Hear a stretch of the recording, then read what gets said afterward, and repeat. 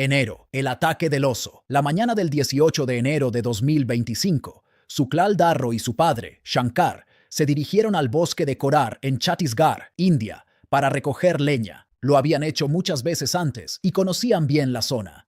El bosque parecía tranquilo ese día y nada parecía fuera de lugar mientras caminaban por el sendero habitual cerca de la colina de Jailn Casa. Lo que no sabían era que un oso se escondía cerca, entre la maleza. El animal sufría de rabia, una enfermedad que afectaba a su sistema nervioso, provocando desorientación, miedo y ataques inusuales. Debido a esto, la criatura era sumamente peligrosa. De repente, el oso salió de la maleza y arremetió directamente contra Suklal, golpeándolo y causándole graves daños en la cara y el pecho. Sus fuertes gritos alertaron al guardabosques Narayan Yadav, que corrió hacia el sonido. Gritó y agitó los brazos para espantarlo. Funcionó un instante. El oso dejó de atacar a Suklal. Pero el oso atacó a Narayan, desgarrándole pecho y brazos. Apenas logró zafarse y una vez escapó, el oso volvió para terminar su ataque a Suklal. Shankar vio cómo atacaban a su hijo y corrió para salvarlo. Pero el oso lo golpeó con tal fuerza que murió al instante de un solo golpe.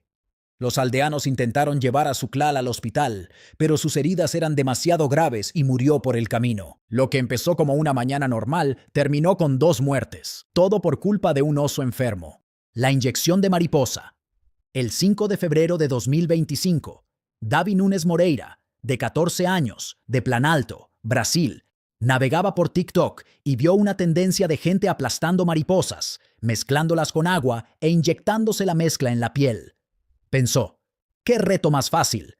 Así que decidió probarlo él mismo. Atrapó una mariposa, la trituró, añadió agua y usó una aguja para inyectársela en la pierna derecha. Unas horas después, empezó a sentirse mal.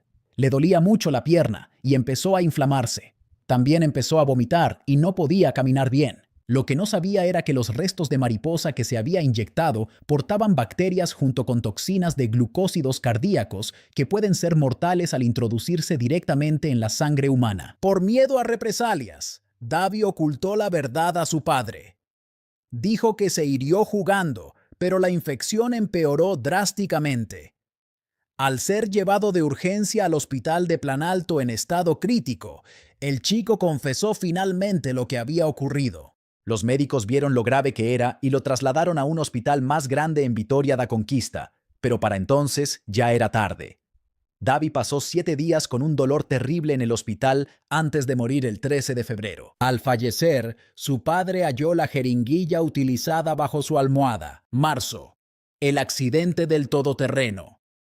El 6 de marzo de 2025, tras comer en la escuela Washington de Seattle, Arsema Mekonnen, de 12 años, caminaba por la acera de la calle 20 Sur. Todo parecía normal. Colina arriba, una mujer de 51 años aparcó su todoterreno GMC Acadia en zona prohibida.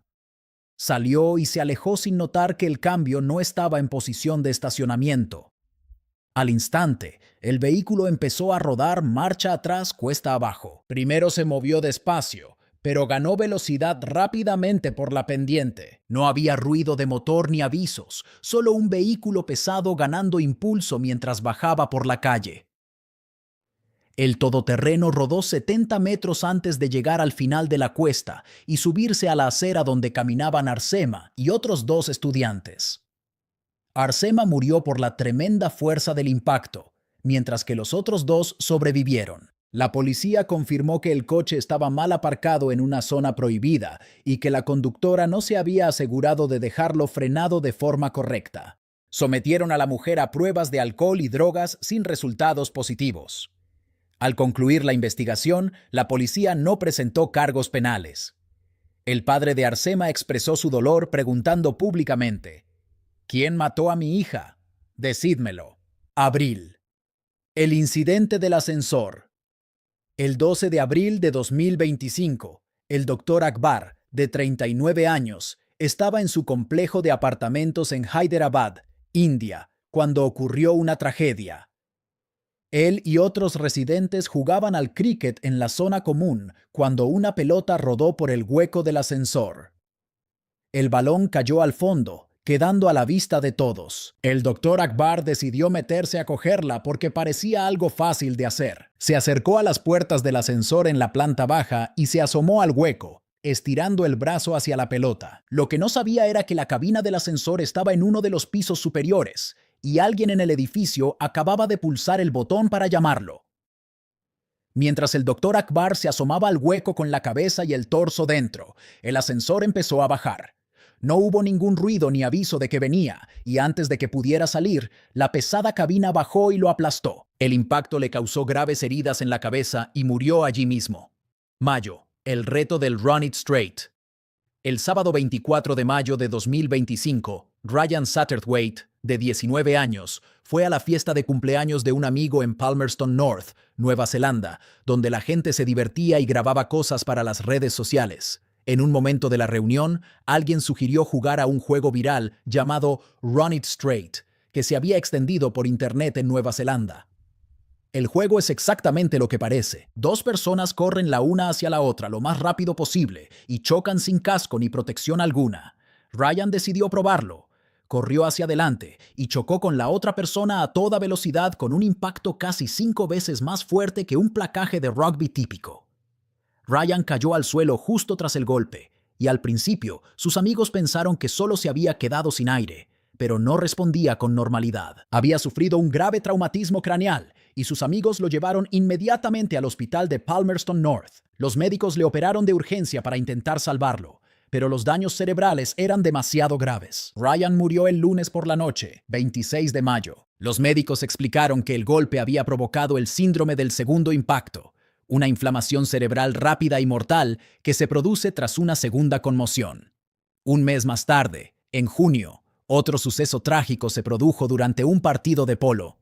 El 12 de junio de 2025, Sanjay Kapoor, de 53 años, se encontraba jugando en el prestigioso Guards Polo Club de Windsor, Inglaterra, un recinto famoso donde incluso juega la realeza. Kapoor era un empresario multimillonario que dirigía una empresa global de componentes de automóviles llamada Sona Comstar, y le gustaba tanto el polo que incluso había jugado partidos con el príncipe Guillermo. Esa tarde, su equipo competía en la final secundaria de la Queen's Cup contra un equipo llamado Sujan Tigers, y todo parecía transcurrir con normalidad. Mientras Kapoor cabalgaba por el campo con la boca abierta, una abeja se le metió en la boca, le bajó por la garganta y le picó por dentro. La gente que estaba cerca le oyó gritar: «Me he tragado algo», justo antes de que todo saliera terriblemente mal. La picadura le causó un choque anafiláctico, haciendo que su sistema inmunitario reaccionara en exceso, inundando el cuerpo con sustancias químicas. Su tensión arterial se desplomó bruscamente y la garganta se le hinchó de inmediato, cerrando sus vías respiratorias. El enorme esfuerzo por intentar respirar provocó un infarto de miocardio fulminante en el mismo campo de juego. Pese a la rápida intervención de los servicios de emergencia, falleció minutos después. Los doctores explicaron que las picaduras internas resultan letales, ya que la inflamación masiva bloquea el paso del aire en cuestión de segundos, haciendo casi imposible cualquier maniobra de auxilio. Julio. Muerte por resonancia magnética. El 16 de julio de 2025, Keith McAllister, de 61 años, fue con su esposa a un centro en Nueva York para un escáner de rodilla. Keith era conocido por llevar siempre una cadena metálica de 9 kilos al cuello, una pieza de entrenamiento con pesas que rara vez se quitaba. Cuando Adrian terminó el escáner, necesitó ayuda para bajarse de la camilla y le pidió al técnico que llamara a Keith a la sala. El técnico le dejó entrar directamente en la sala de la resonancia sin comprobar si llevaba objetos metálicos, y nadie pareció notar la pesada cadena que llevaba al cruzar la puerta. En cuanto Keith entró, el potente imán de la máquina atrapó la cadena de hierro y la convirtió en un proyectil mortal.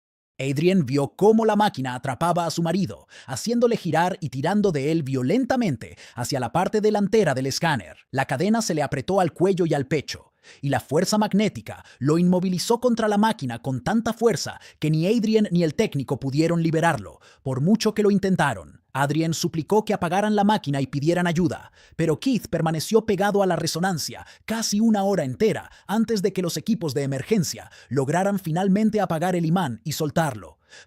Para entonces, la presión asfixiante y la falta de aire le habían provocado varios paros cardíacos. Keith se desplomó ante su mujer. Fue llevado al hospital, donde murió la tarde siguiente. August, muerte del streamer. El 5 de agosto de 2025, Rafael Graven, de 46 años, inició un maratón de 300 horas en directo desde Niza, Francia. Transmitiendo como Jim Pormanov en Kik, avisó que no pararía hasta que las donaciones alcanzaran los 40.000 euros. Rafael era un exsoldado con muchos seguidores en Internet, pero su contenido pasó de los videojuegos a lo que los reporteros franceses llamaron streaming de basura, donde se soportaban humillaciones por dinero durante casi 12 días. Otros streamers lo mantenían despierto usando motos, sopladores de hojas, bofetadas y agua cada vez que intentaba dormir. Los espectadores enviaban donaciones motivados por cada uno de estos actos dolorosos. Lo que los espectadores no sabían era que Rafael tenía graves problemas de corazón y tiroides, lo que forzaba su cuerpo tras 12 días sin dormir y abusos constantes. El 17 de agosto, tras una bofetada muy fuerte, pidió ayuda médica, pero nadie llamó. A la 1 de la madrugada del 18 de agosto, todos se fueron a dormir. Horas después, los espectadores notaron que ya no se movía. Enviaron alertas sonoras para despertarlo, sin éxito. Nadie llamó a emergencias. Al revisarlo, los otros streamers cortaron la emisión. Rafael había muerto. Su cuerpo no soportó 13 días de una tortura disfrazada cruelmente de entretenimiento. Septiembre. El robot asesino de pizzas. La mañana del 17 de septiembre de 2025, Robert Cherone, de 45 años, comenzó su turno en la fábrica de pizzas Palermo en West Milwaukee poco después de las 6:30 de la mañana. Robert residía en la localidad de Elkhorn junto a su familia y era un gerente que contaba con muchísimos años de experiencia en la industria alimentaria.